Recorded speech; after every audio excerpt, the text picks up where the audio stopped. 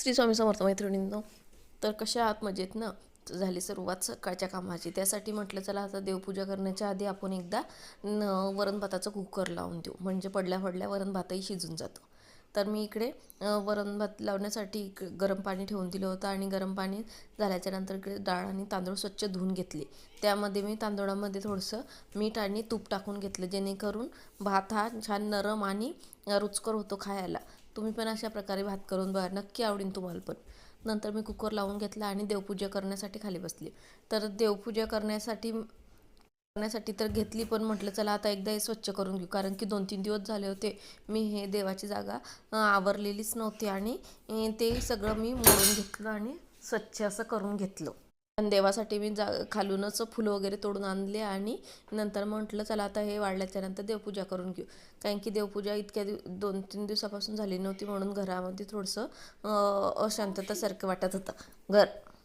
देवपूजा केली की घरामध्ये एकदम प्रसन्न वाटतं आणि बघू शकता तुम्ही किती छान झालेलं आहे. तुम्ही पण घ्या देवाचं दर्शन. नंतर मग मी ते आवरून घेतलं आणि लगेच स्वयंपाकाला लागले. स्वयंपाक वगैरे बनवून घेऊ म्हटलं, कारण की मुलं लगेच शाळेतून येतात आणि जेवणासाठी घाई करता, म्हणून मग मी पोळ्या वगैरे टाकून घेतल्या, जेवणं करून घेतले. ते सगळं किचनचं आवरल्याच्या नंतर लगेच आपल्या साड्यांना पिको फॉल करायचं होतं, म्हणून त्या घेऊन घेतल्या. तर त्यामध्ये माझ्याकडे एकच कलर मॅचिंग झाला, म्हणून म्हटलं चला एका साडीला तरी फॉल लावून घेऊ, कारण की आता उन्हाळा लागलेला आहे आणि बऱ्याच जणांचे कॉटनच्या साड्या ह्या वापरत असतात. तर ह्या 2 साड्या माझ्याकडे आल्या होत्या, कॉटनच्या होत्या, त्यांना फॉल लावून द्यायचा होता. नंतर ते लावता लावताच मधातच मुलांना भूक लागली, म्हणून मुलं म्हणे की आम्हाला काही बनवून दे. नंतर म्हटलं चला मग चिवडा मुरमुरे होतेच, म्हटलं त्याचा मी चिवडा वगैरे बनवून देते. नंतर मग मी मुलांसाठी चिवडा बनवण्यासाठी घेतला आणि मुरमुऱ्याचा चिवडा बनवून घेतला. मग त्यामध्ये टाकण्यासाठी थोडासा मक्काचाही चिवडा तळून घेतला, कारण की आमच्या इथं मुलांना मक्काचा चिवडा हा खूप आवडतो. तुमच्याही मुलांना आवडतो काही मला नक्की सांगसाल.